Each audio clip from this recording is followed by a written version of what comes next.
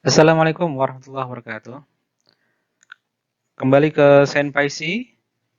Pada chapter kita kali ini, kita akan sama-sama belajar mengenai PBB ya, pajak bumi dan bangunan, serta BPHTB, bea perolehan atas hak tanah dan juga bangunan.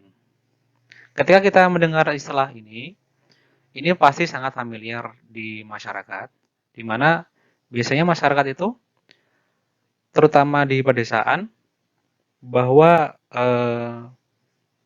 bukti pembayaran PBB itu sangat penting. Karena hal itu dirasa bagi masyarakat adalah sebagai bukti bahwasanya mereka memiliki tanah atau bangunan tersebut. Padahal sebenarnya SPPT PBB atau bukti pembayaran atau bukti tagihan PBB itu bukan merupakan bukti atas hak milik, tapi adalah bukti atau tagihan untuk membayar PBB-nya. Kemudian kalau misalnya kita bicara tentang dunia internasional, kalau misalnya kita translate kata per kata ya, pajak atas bumi dan bangunan dan juga biaya perolehan atas hak tanah dan bangunan, maka kita tidak akan menemui istilah resminya sesuai dengan terjemahan letter luck-nya. Kita biasanya mengenalnya sebagai property tax gitu ya. Nah, ini yang sangat umum dipakai di dunia internasional, yaitu property tax.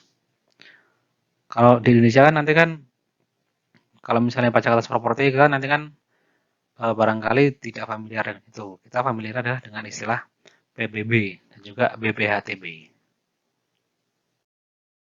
Di dalam pasal 33 ayat 3 Undang-Undang Dasar 1945 disebutkan bahwasanya bumi dan air serta kekayaan alam yang terkandung di dalamnya dikuasai oleh negara dan dipergunakan untuk sebesar-besarnya makmuran rakyat. Maka atas dasar itu bahwasanya seluruh wilayah di Indonesia ini basically merupakan hal yang dikuasai oleh negara dan yang nantinya akan digunakan seoptimal mungkin untuk kemakmuran rakyat. Ini termaktub di pasal 33 Undang-Undang 1945.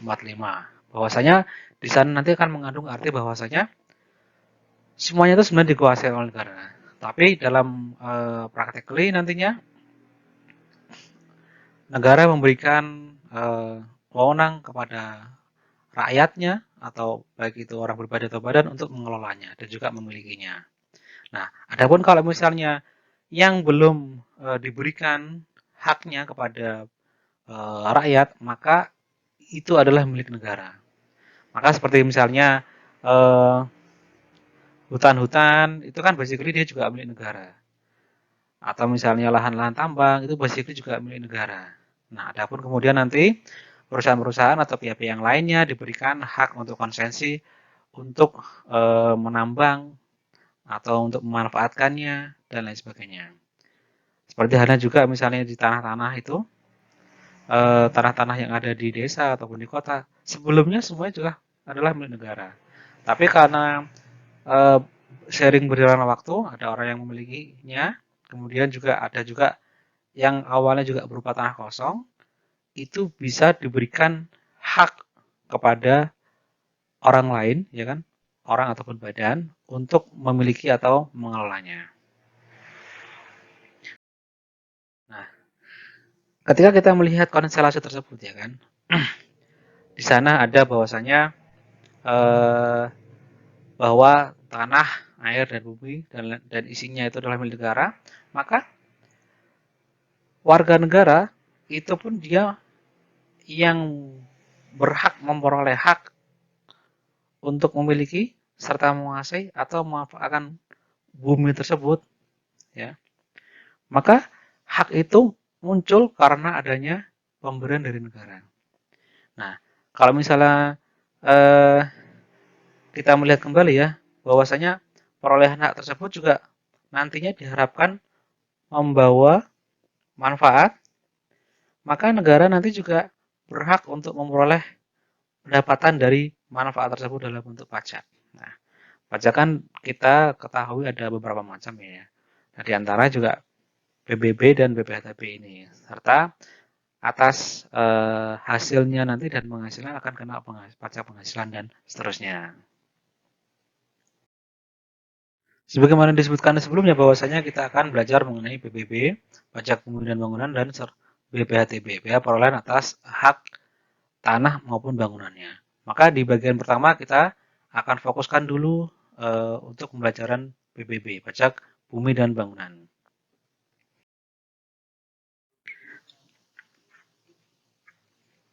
Nah, PBB itu sebenarnya apa sih?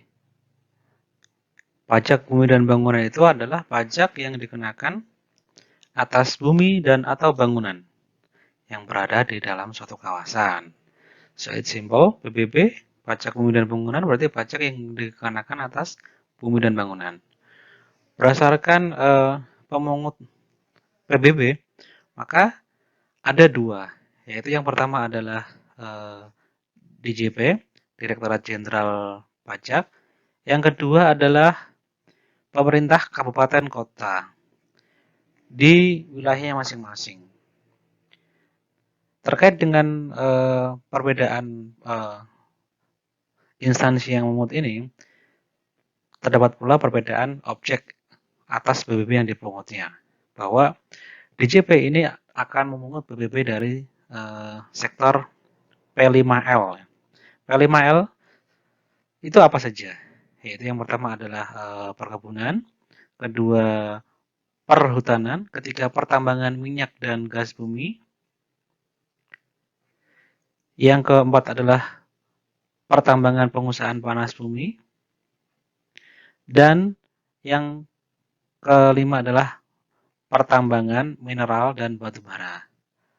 Sedangkan L yang ini adalah sektor lainnya.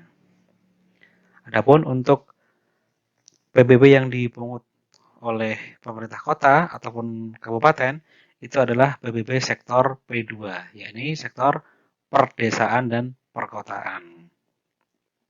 Barangkali ada yang bertanya mengenai sektor PBB P5L nih. Di beberapa tempat barangkali akan menemukan P3 atau P3L. Nah, memang awalnya berdasarkan Undang-Undang Pajak dan Retribusi Daerah, di mana menyebutkan bahwasanya PBB sektor perdesaan dan perkotaan itu merupakan wewenang dari pemerintah kabupaten atau kota, sesuai dengan lokasi di mana objek tersebut berada. Nah, di sana di-split juga bahwasanya untuk yang sektor awal itu ya, itu adalah perkebunan, perhutanan, dan pertambangan, sehingga disingkat menjadi P3L. Kemudian berkembang menjadi maaf, jadi P3. Kemudian berkembang menjadi P3L. Perkebunan, perhutanan, pertambangan, dan lainnya. Menambah kata L ini.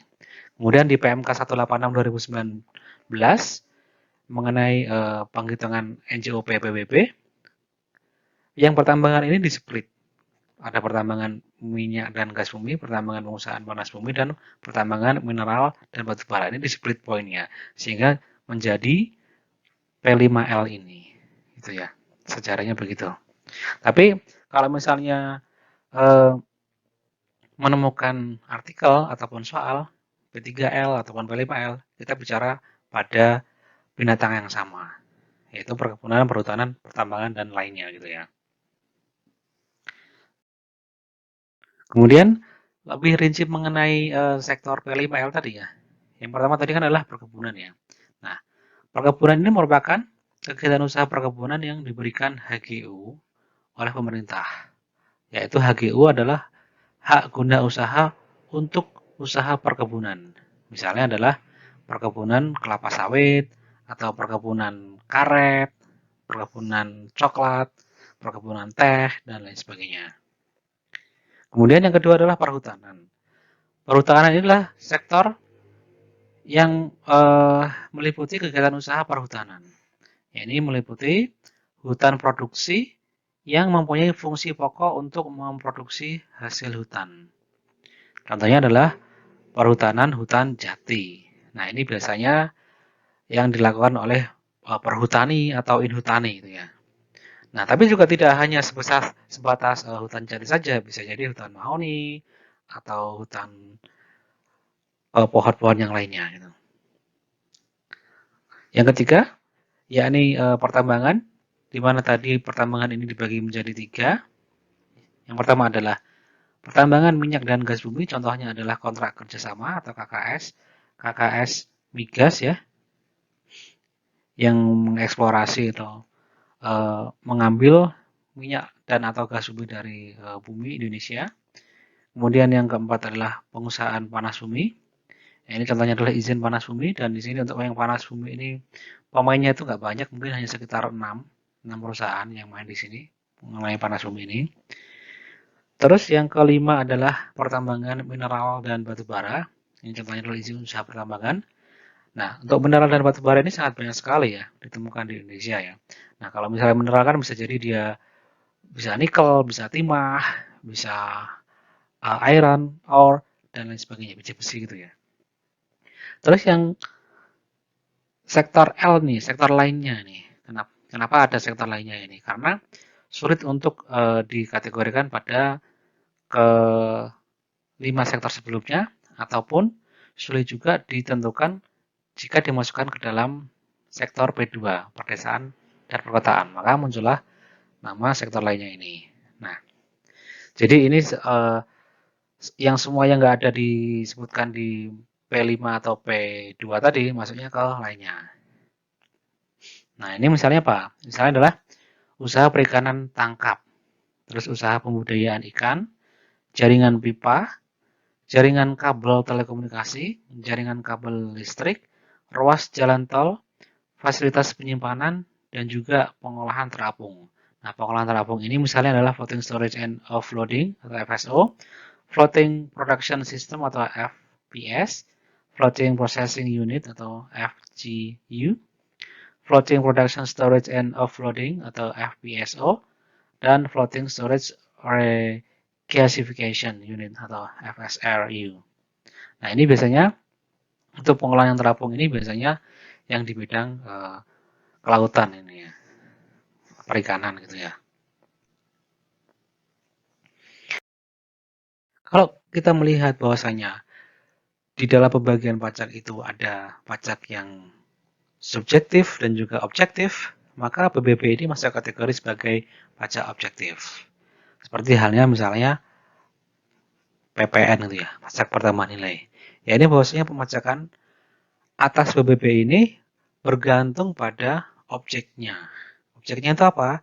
Yaitu bumi dan atau bangunan gitu ya.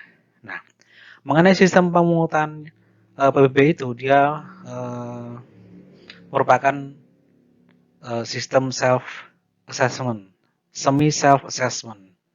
Ya, ini gabungan antara sistem self assessment system dan official assessment system. Kalau misalnya kita melihat hanya pada penerbitan SPPT ya, surat pemberitahuan pajak terutang PBB, maka kita hanya melihat di official assessment sistemnya saja, yaitu di penilaian, penetapan, dan juga kemudian terbitlah SPPT ditetapkannya. Padahal sebelumnya ketika wajib pajak itu memiliki tanah atau bangunan yang seharusnya dipajaki, maka mekanisme yang ada sebelumnya adalah wajib pajak itu dia harus memberitahukan objek pajaknya menggunakan SPOP atau LSPOP, surat pemberitahuan objek pajak, dan juga lampiran surat pemberitahuan objek pajak ini.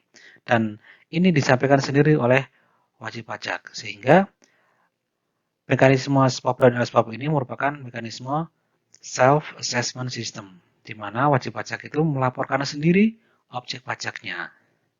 Nah, mengenai penyampaian SPOP dan LSPOP memang tidak dilakukan setiap tahun pada umumnya. Pada umumnya hanya ketika ada perubahan kepemilikan atau data objek baru atau adanya penilaian kembali dan lain sebagainya gitu. Nah, maka memang lebih condongnya ke official assessment meskipun di sana juga ada mekanisme self assessment, sehingga basically dikatakan bahwasanya pemungutan PBB itu menggunakan sistem semi self assessment. Ya, ini gabungan dari self assessment system dan official assessment system.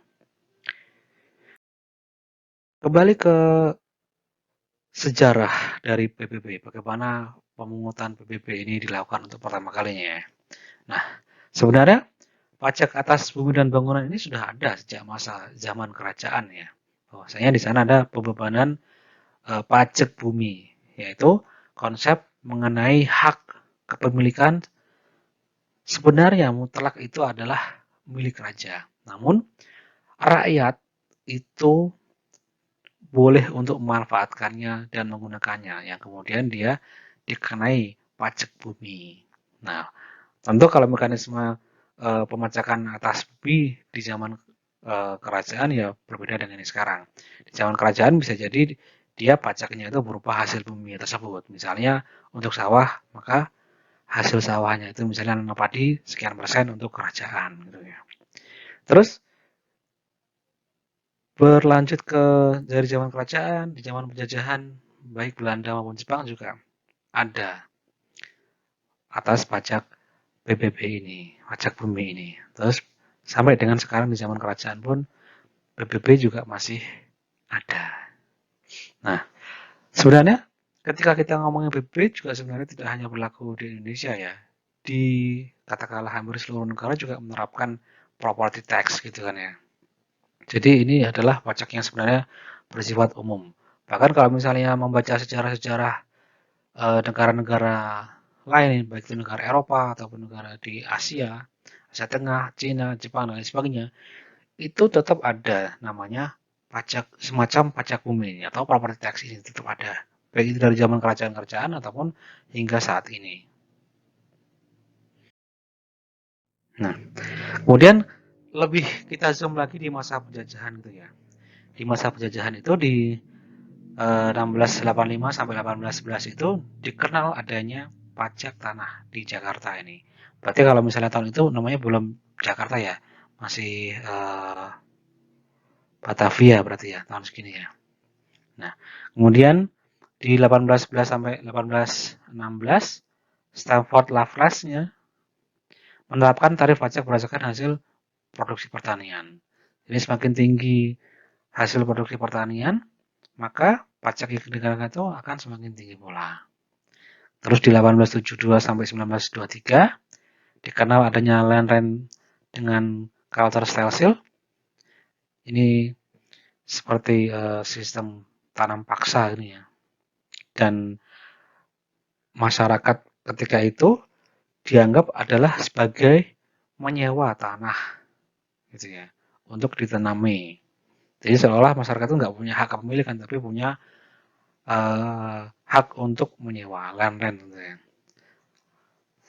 Terus di 1923 hingga 42 land rent diterapkan untuk seluruh orang Indonesia yang memiliki tanah. Kalau misalnya kita lihat kata land rent, berarti kan ini sebenarnya sewa tanah sebenarnya. Nah, seolah-olah masyarakat itu nggak punya tanah, tapi sebenarnya itu basically adalah merupakan bentuk pemajakan atas bumi, gitu ya, atas tanah gitu ya. Terus di zaman masa penjajahan Belanda di 1942 hingga 45, land rent diganti dengan land tax, sehingga administrasi pajak dilakukan oleh Zaimubu Suzaika dan bertugas melakukan survei serta pemetaan di Pulau Jawa dan Madura. Zaimubu Suzaika. Ini artinya juga saya kurang paham ya, meskipun saya alumni Jepang. Saya tahunya cuman Kokuzecho gitu ya. Itu pajak gitu ya. Atau Zeikin biasanya. Kalau misalnya di D3 pajak itu kan Zeikin atau semisalnya gitu lah. Terus di masa kemerdekaan ini ya, di 1945 hingga 49 ini dikenal ada pajak bumi. Dan 1949 hingga 59 dikenal pula istilah namanya pajak atas tanah. Ini perbedaan penamaan aja ya. Terus di 1959 itu diterbitkanlah Undang-Undang Nomor 11 tentang pajak hasil bumi. Dan ini di 1965 menjadi iuran pembangunan daerah atau IPEDA. Jadi kalau misalnya orang-orang tua itu biasanya masih kenal istilah IPEDA ini, iuran pembangunan daerah, yang artinya itu adalah pajak atas buminya itu ya, atau pajak hasil buminya. Dan di 1985 ini adalah ada reformasi perpajakan secara nasional. Ya, sebenarnya itu merupakan runtutan dari 1983 nih ya. Undang-Undang nomor 6, nomor 7, nomor 8, dan seterusnya. Ini KUP, PPH, PPN gitu ya. Dan di rangkaian itu juga di tahun berikutnya itu kan di tahun 1985 itu diundangkan Undang-Undang nomor 12 tentang pajak bumi dan bangunan. Kemudian revisi terakhir itu di Undang-Undang nomor 28 tahun 2009. Ya, ini tentang pajak daerah dan retribusi daerah. Yang inilah yang memasukkan bahwasanya PBB sektor pedesaan dan perkotaan itu merupakan dari pajak daerah. Dan ini berlaku mulai tahun 2010 hingga saat ini.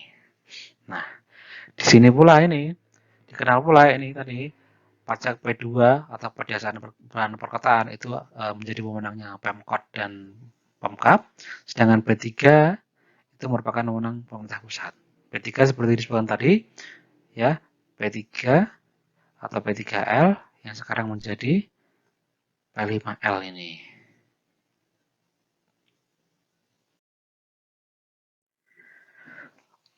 Kembali ke definisi basic awal. Sebenarnya bumi itu apa?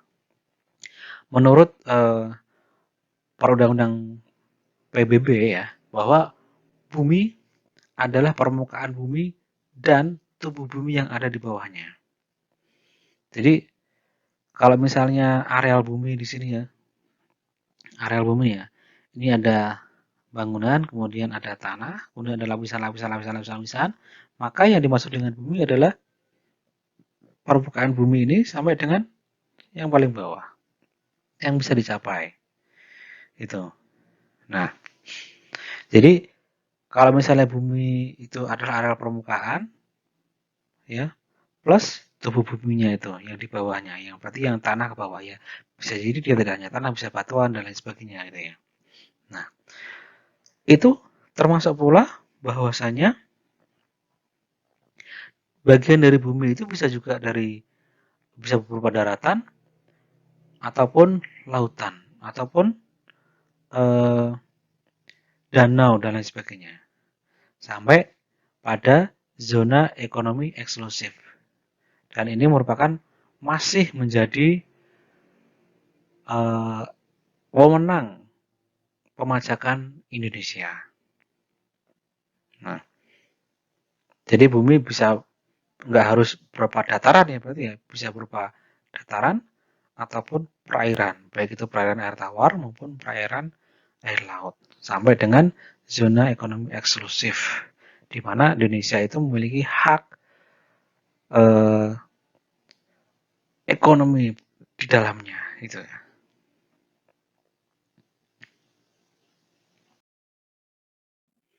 Kemudian bangunan itu apa? Bangunan adalah teknik, ya, konstruksi teknik yang ditanam atau dilekatkan secara tetap pada tanah dan atau perairan. Jadi bangunan bisa berupa gedung, bangunan bisa berupa rumah, bangunan juga bisa berupa ini pertambangan offshore ini ya, di tengah laut gitu ya.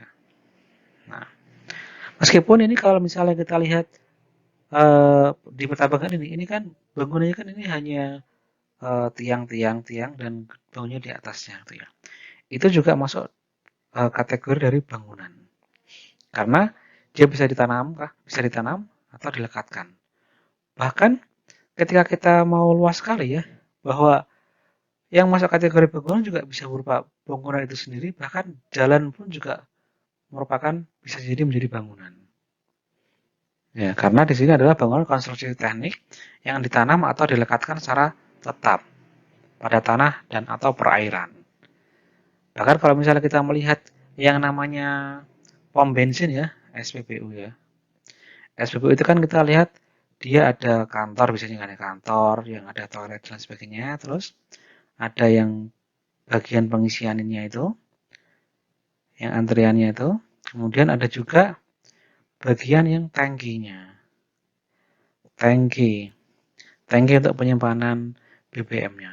Nah, untuk SPBU yang masuk kategorinya adalah ini juga masuk kantor juga masuk dari bangunan, ini juga masuk dari kategori bangunan dan tangkinya itu juga masuk dari bagian dari bangunan.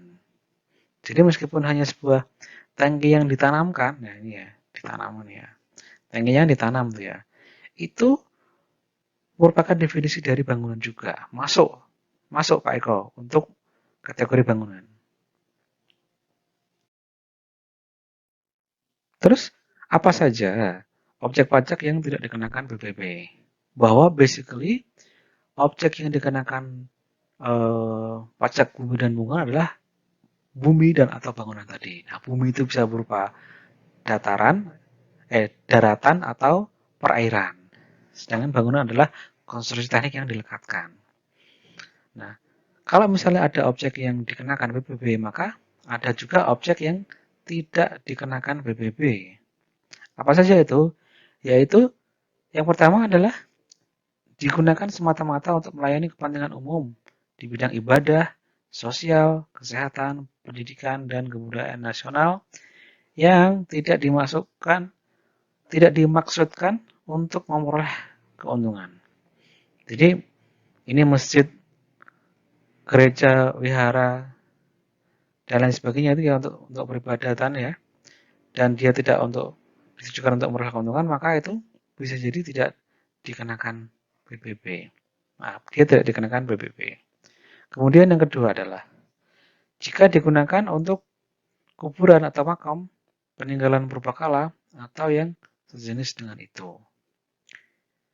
Jadi kuburan pun tidak kena PBB. Kalau kena PBB yang bayar siapa? Keluarganya. Ya kalau misalnya keluarga masih ada, kalau nggak ada kan ya repot jadinya. Maka dia tidak dikenakan PBB. Terus peninggalan situs purbakala, misalnya yang di Sangiran purbakala, misalnya contohnya gitu. Yang ketiga adalah merupakan hutan lindung, hutan suaka alam, hutan wisata, kemudian taman nasional, terus tanah pengembalaan yang dikuasai oleh desa, dan tanah negara yang belum dibebani suatu hak. Yang keempat adalah jika tanah dan atau bangunan tersebut digunakan oleh perwakilan diplomatik, konsulat, berdasarkan asas perlakuan timbal balik.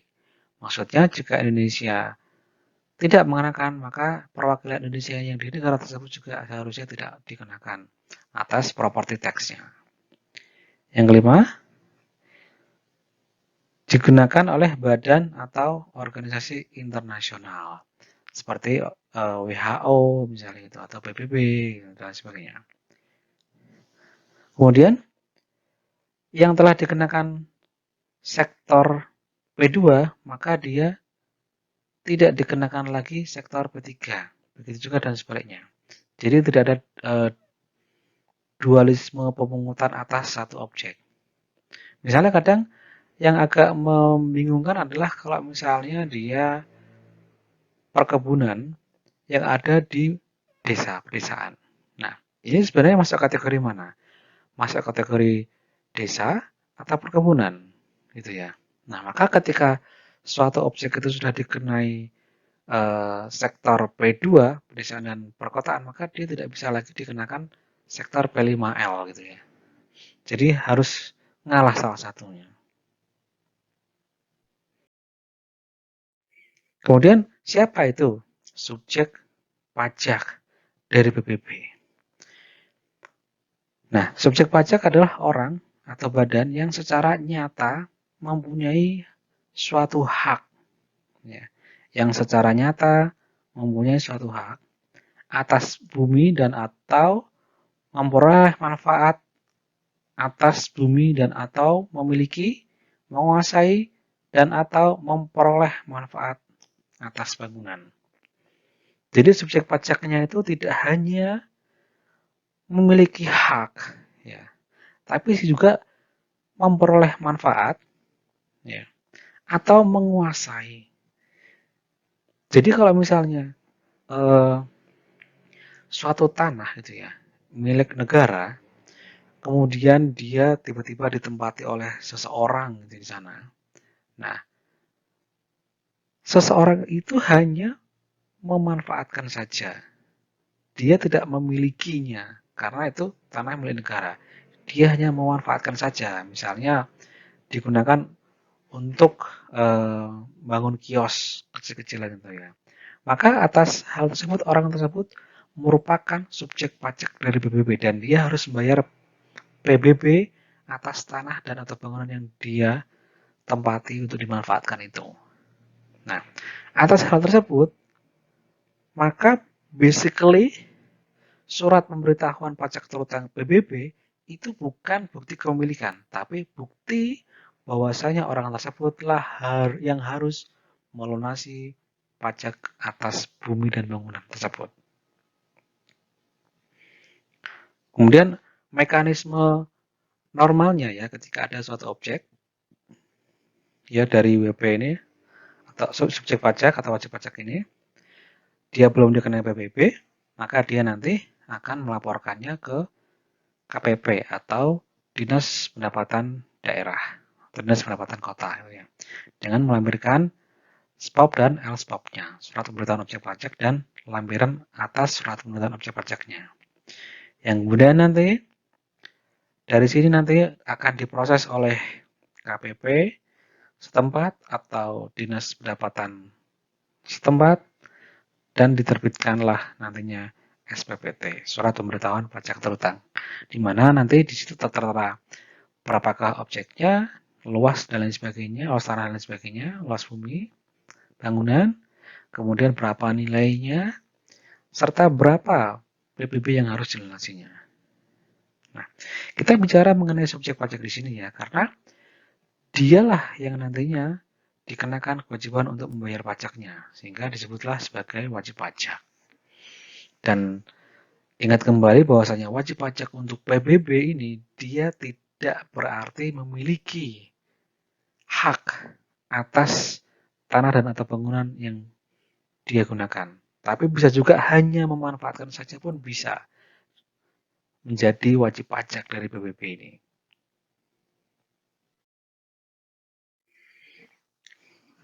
Yang berikut adalah kapan PBB itu terutang. Ya, ini masalah waktu. Nah, saat yang menentukan PBB yang terutang adalah menurut keadaan objek pajak pada saat tanggal 1 Januari tahun berjalan. Jadi misalnya ini ya, 1 Januari sampai 31 Desember. Nah, terutangnya itu saat terutang adalah bagaimana kondisi pada tanggal 1 Januari di tahun berjalan itu. Misalnya gini, sebuah bangunan katakanlah megah gitu ya, 1 Januari ya. Kemudian ya, naudzubillah ya, tanggal 2 Januari terbakar dan ludes gitu. Artinya sebenarnya di tanggal Januari karena bangunan yang megah itu terbakar dan ludes, maka seharusnya kan nilai jual objeknya itu kan seharusnya kan dia turun kan ya. Ya, ketika Januari kan dia masih moncer yang masih bagus nih nilainya nih. Tapi ketika tanggal 2 Januari ada kebakaran, itu kan dia nilainya turun sekali.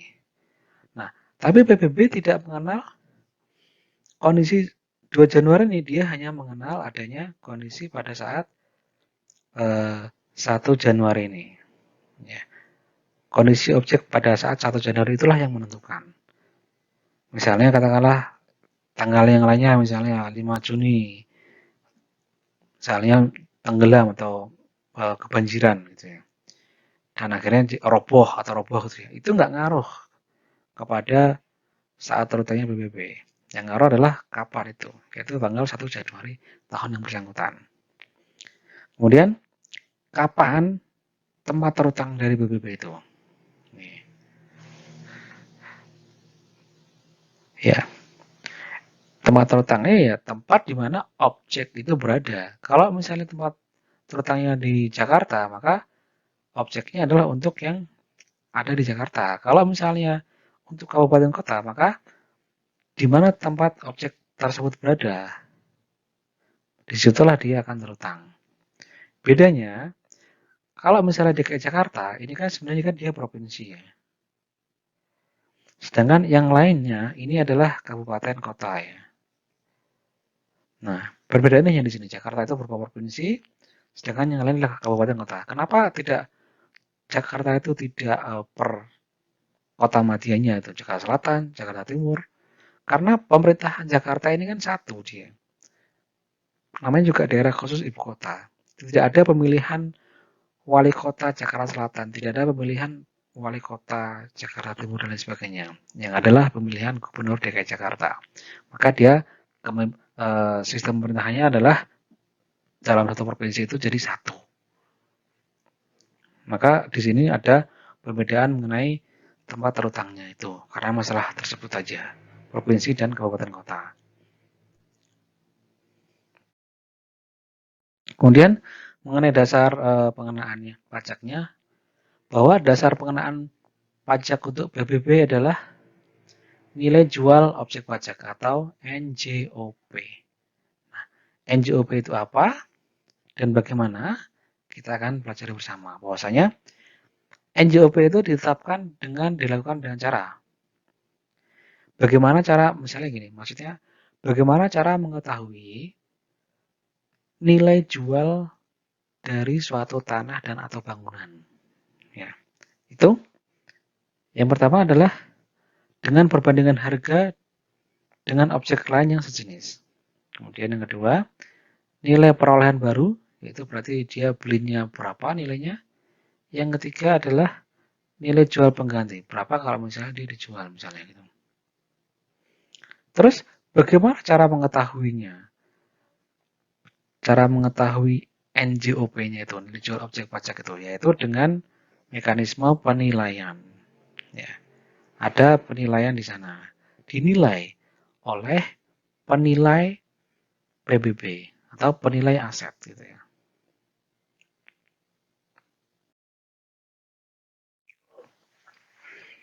Mengenai dasar pengenaan pajak untuk sektor P2 ya, PBB sektor P2 pedesaan dan perkotaan itu dijelaskan di PMK 150 2010. Dia berdasarkan yang pertama adalah berapa nilai buminya per meter persegi, kemudian berapa nilai bangunannya per meter persegi, dan kemudian di sana ada klasifikasinya. Nah, klasifikasi ini biasanya tergantung, misalnya nilai bumi itu tergantung dari zonasi, misalnya kawasan niaga atau kawasan perumahan biasa atau kawasan perumahan elit atau kawasan perkantoran yang ramai dan lain sebagainya. Kemudian untuk nilai bangunan itu juga berdasarkan klasifikasi juga, apakah bangunannya itu mewah atau sedang atau yang biasa dan lain sebagainya. Nah, kita tidak bicara detail bagaimana cara menilainya. Kita di sini belajar mengenai basic pemahaman tentang PBB-nya. Nah, atas dasar tersebut ya, jika sudah mengetahui nilai buminya berdasarkan klasifikasinya, maka nantinya akan diketahuilah NJOP-nya, baik itu NJOP bumi atau tanahnya, dan juga NJOP atas bangunannya itu. Nah, kalau misalnya sudah tahu NJOP-nya kan nanti kan ini menjadi dasar pengenaan pajak dari PBB-nya itu. Ya, basically adalah NJOP-nya. Namun nanti juga ada perhitungan-perhitungan yang lebih detail, tidak hanya NJOP-nya saja. Nah, ini detailnya apa nanti insya Allah kita akan belajar bersama.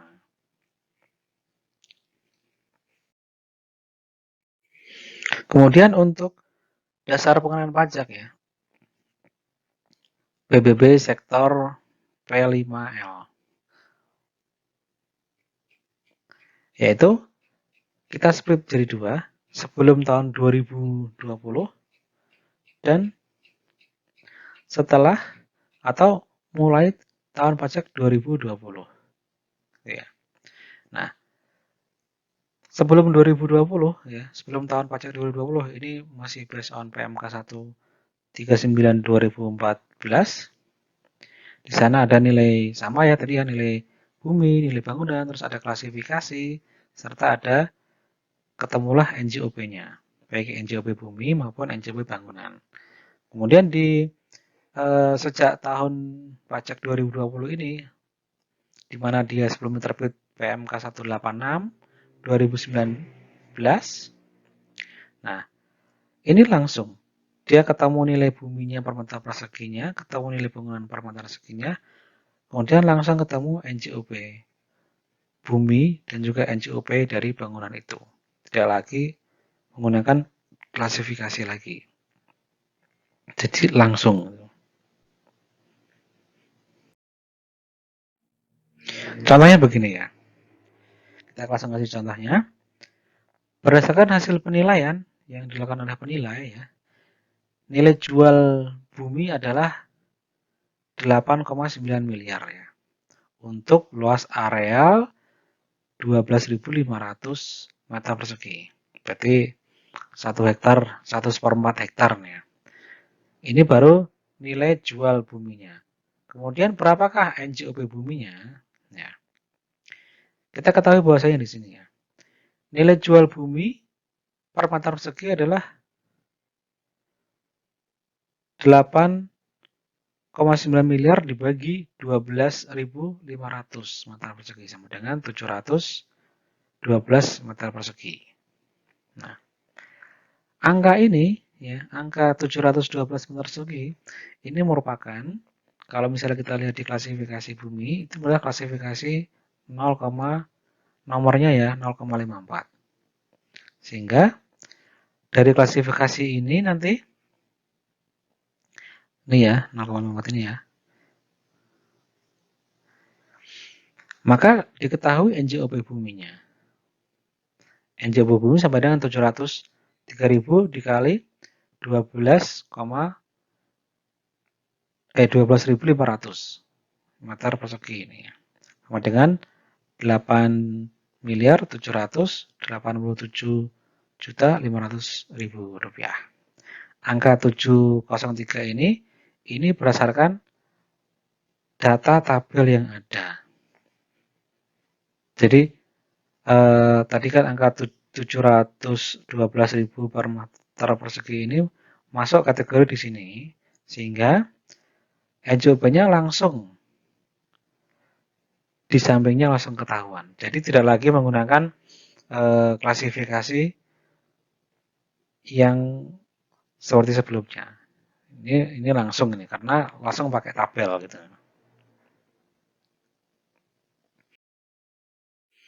Terus di samping ada NJOP juga ada NJO PTKP, yakni nilai jual objek pajak NJOP tidak kena pajak. Nah, NJOP PTKP merupakan batas NJOP atas bumi dan atau bangunan yang tidak kena pajak. Nah, ini seperti halnya PTKP pada PPh orang pribadi. Ya, penghasilan tidak kena pajak untuk PPh orang pribadi penghitungan di tiap masa ataupun tahunannya, gitu ya. Nah, di PBB dikenali sebagai NJO PTKP. Mirip kan ya? Atau gini, NJO PTKP. Nah, penghasilan tidak kena pajak. Pajak, tapi kan ini pajak tidak kena pajak gitu ya.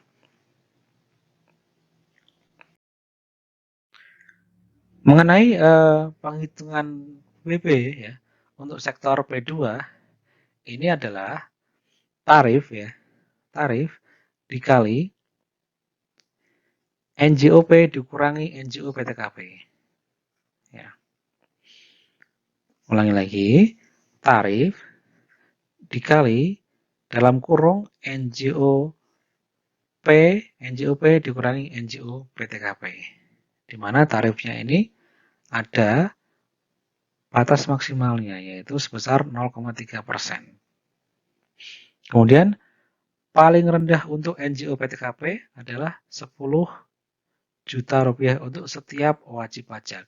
Untuk setiap wajib pajak. Terus tarif dan NGO PTKP itu bisa berbeda setiap kabupaten atau kota sesuai dengan peraturan kabupaten atau kota setempat. Dengan ketentuan tarifnya maksimal 0,3% dan NGO PTKP minimal 10 juta. Jadi bisa jadi suatu daerah itu menerapkan misalnya 0,25% atau 0,28% dan seterusnya.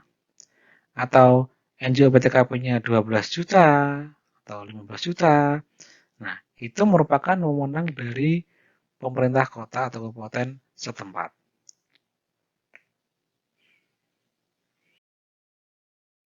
Contohnya begini, Tuan Amir mempunyai 2 objek pajak berupa bumi dan bangunan di mana dia masing-masing ada di kecamatan A dan B. Sehari-harinya Tuan Amir tinggal di rumahnya di kecamatan B. Nah, kedua objek tersebut memiliki nilai sebagai berikut nih. Nah, dia punya 2 objek itu tadi ya. Yang di kecamatan A, NJOP buminya adalah 8 juta, NJOP bangunannya adalah 5 juta. Sehingga total NJOP-nya adalah sebesar 13 juta rupiah. NJOP TKP-nya adalah 0, di sini 0. Sehingga NJOP untuk perhitungan pajak adalah 13 juta rupiah. Adapun untuk yang di kecamatan B, ini NJOP buminya 18 juta, kemudian NJOP bangunannya 9 juta, sehingga total NJOP-nya adalah 27 juta. Dan NJOP TKP-nya adalah 10 juta rupiah, sehingga NJOP untuk menjadi dasar penghitungan PBB-nya hanya sebesar 17 juta, yaitu dari 27 juta dikurangi 10 juta.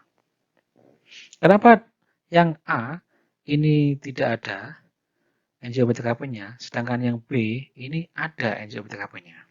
Karena pada dasarnya NJOP TKP itu diberikan hanya satu objek per wajib pajak, yaitu objek di kecamatan B, di mana dia yang paling tinggi NJOP-nya. Sedangkan untuk objek pajak di kecamatan A, maka tidak diberikan NJOP TKP. Ya. Nah, ini barangkali dalam prakteknya agak sulit dilakukan, karena berarti kan perlunya tracing kepemilikan, ya kan? Antara kepemilikan objek A dan kepemilikan objek B itu harus ada tracing dan data yang memadai supaya si Tuan Amir ini ya dia punya 2 objek gitu ya. Nah, kalau misalnya tidak ada tracing atau matching data, maka itu nggak bisa diketahui sehingga atas kedua objek pajak itu bisa jadi dua-duanya mendapatkan NJOP TKP karena tidak ada data yang memadainya. Kalau kita bicara secara aturan ya tentu saja NJOP TKP itu hanya diberikan untuk satu objek saja para wajib pajak.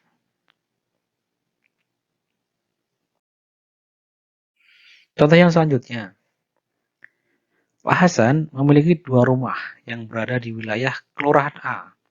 Nah, data terkait rumah tersebut adalah sebagai berikut ini.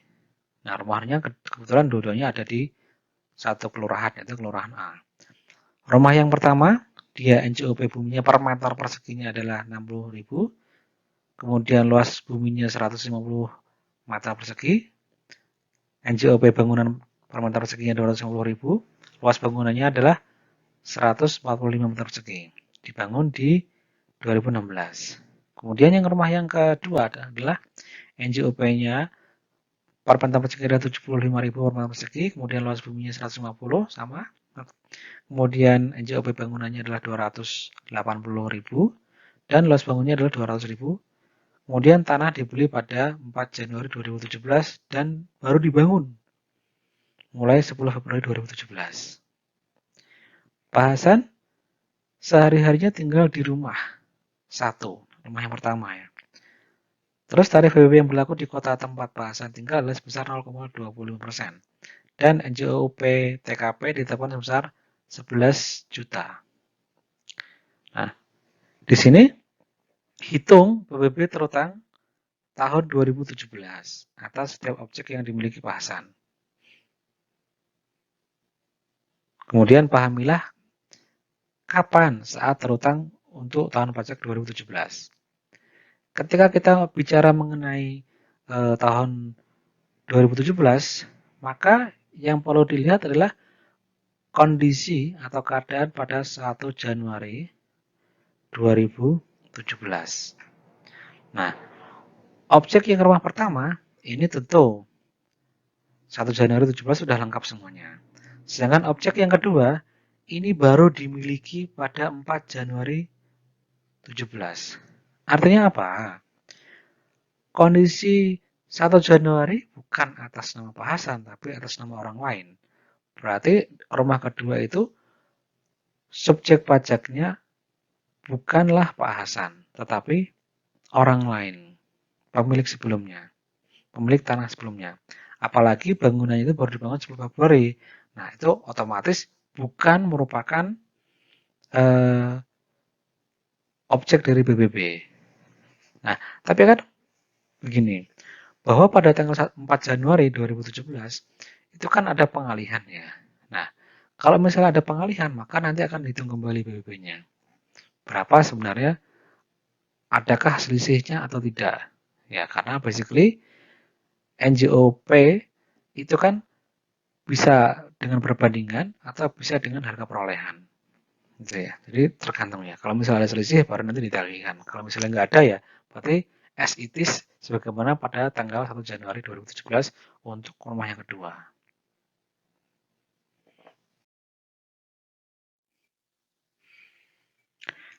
Saat terutang PBB ini ya, kita bahas lagi ya. Untuk tahun pajak 2017 adalah kondisi pada 1 Januari 2017 sehingga hanya satu rumah saja yaitu rumah satu saja. Nah, rumah satu saja ini NJOP bunyinya adalah 9 juta, kemudian NJOP bangunan adalah 36.250.000 sehingga NJOP yang menjadi dasar pengambilan pajak adalah 45.250.000 rupiah. Dan NJOP TKP adalah 11 juta, kemudian dikurangkan, ya, ketemulah NJOP untuk penghitungan pajak yaitu 34.250.000. Adapun tarifnya adalah 0,25%, sehingga pajak yang terutangnya adalah sebesar 85.625 rupiah saja. Ini untuk yang Pak Hasan tadi ya, dimana dia punya dua rumah. Yang rumah yang kedua itu berdasarkan 1 Januari 2017 belum merupakan miliknya dia.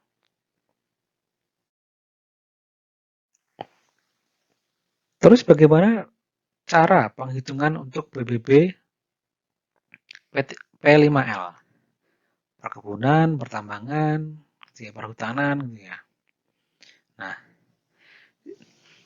dia adalah tarif dikali NJKP dikali NJOP kurangi NJO PTKP, di mana tarifnya adalah 0,5%, kemudian NJKP-nya itu adalah 20 atau 40%, terus NJOP adalah sebagaimana yang umum, terus NJO PTKP-nya adalah ditentukan maksimal, ditentukan sebesar, bukan maksimal ya, tapi ditentukan sebesar 12 juta rupiah per wajib pajak, per wajib pajak. Untuk NJKP sektor P5 adalah 40%, sedangkan sektor lainnya adalah 20% atau 40%. Nah, sektor lainnya ini apakah dia kena 20% atau 40%? Itu tergantung dari nilainya. Kalau dia nilainya lebih sama dengan 1 miliar maka dia kena 40%. Kalau dia NJOP-nya adalah kurang dari 1 miliar, dia NJKP-nya adalah 20%. Kita ulangi kembali bagaimana cara penghitungan PBB sektor P5L. Tarif dikali NJKP dikali dalam kurung NJOP dikurangi NJOP TKP. Dan tarifnya adalah 0,5% atau setengah persen. Adapun NJKP adalah 20 atau 40% tergantung dari kondisi yang ada. Untuk P5 40%, kemudian untuk yang lainnya itu bisa 20 atau 40%, tergantung dari nilai objek pajaknya. Contohnya begini ya.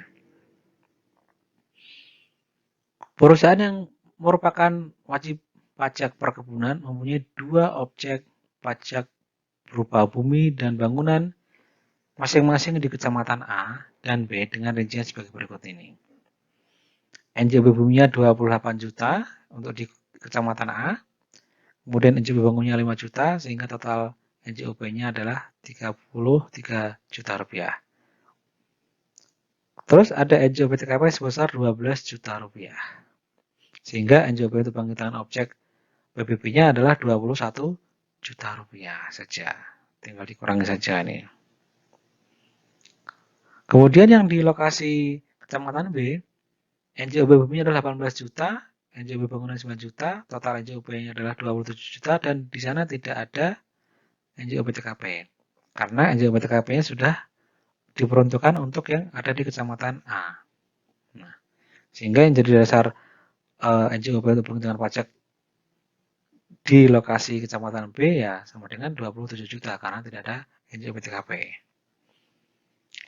NJOP TKP ini ya hanya diberikan di Kecamatan A di mana objek tersebut berada. Sedangkan Kecamatan B tidak diberikan NJOP TKP. Karena hanya salah satu saja. Contohnya adalah sebagai berikut ini ya. PT Energi Mahal memiliki satu bidang objek pajak pertambangan migas dengan data sebagai berikut. Bumi offshore seluas 2.000 meter persegi senilai 15.500 per meter persegi. Terus bangunan berupa platform seluas 100 meter persegi dengan nilai 3 juta per meter persegi. Platform itu tadi yang laut tadi ya, yang nancap-nancap ini ya. Ini platform nih ya. Nah, ini platformnya. Apabila diketahui bahwasanya klasifikasi bumi adalah kelas 144 dengan NJOP 11.500 per meter persegi, klasifikasi bangunan adalah kelas 49 dengan NJOP 2.940.000 per meter persegi. Dan NJOP TKP sebesar 12 juta. Maka berapakah besarnya PBB terutang bagi PT Energi Mahal tersebut?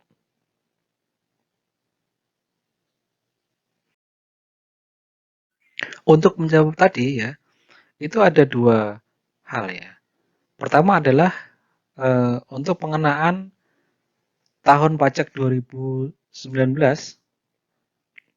dan sebelumnya. Yang kedua adalah sejak tahun pajak 2020. Karena tadi ada perbedaan di peraturan, di mana yang terakhir itu menggunakan PMK 186 2019 yang mulai berlaku sejak tahun pajak 2020. Untuk tahun pajak 2019, maka bangkitan PBB adalah sebagai berikut ya. Objeknya yaitu adalah bumi dan bangunan, kemudian luasnya ada 2000 meter persegi dan 100 meter persegi untuk bangunan. Kemudian klasifikasinya yang pertama adalah ada klasifikasinya dan klasifikasi dan kelasnya itu menunjukkan NJOP per meter perseginya. Jadi ini tinggal dikalikan saja dengan ini sama dengan 23 juta rupiah.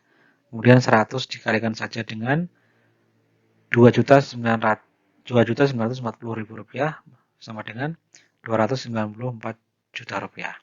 Tinggal ditambahkan saja 23 juta ditambah 294 juta sama dengan 317 juta rupiah. Kemudian dikurangi dengan NJOP TKP sehingga dapatlah NJOP sebagai dasar penghitungan pajak yaitu 305 juta rupiah. Tadi kan bahwasanya PBB itu kan tarif dikali NJKP dikali NJOP dikurangi NJOPTKP kan dalam kurungnya. Nah, bisa aja langsung tapi ini kan kita mencoba untuk mengeliminir satu persatu gitu ya.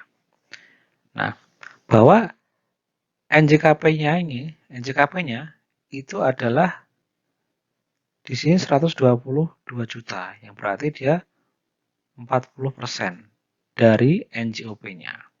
Sehingga tinggal mengalihkan saja NJKP-nya dengan tarif BBBY yaitu 0,5% atau setengah persen.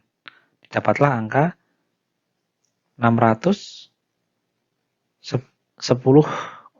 ribu rupiah. Itu adalah BBB yang terutangnya.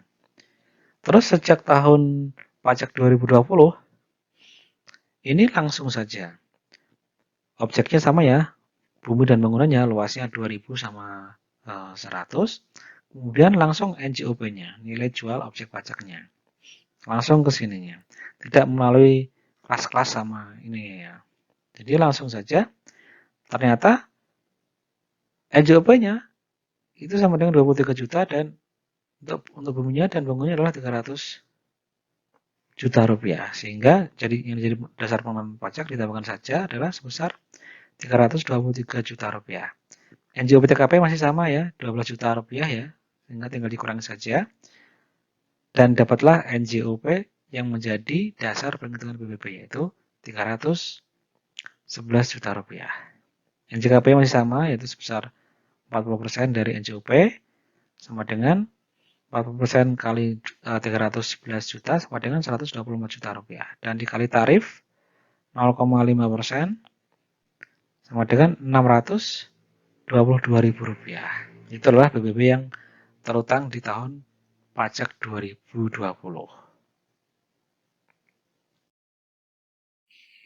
Ini saya tampilkan contoh dari SPPT BBB sektor P2, pedesaan dan perkotaan. Dan ini kita ambilkan untuk daerah Depok nih ya, PJ Depok nih ya. Ini hanya sebagai contoh saja.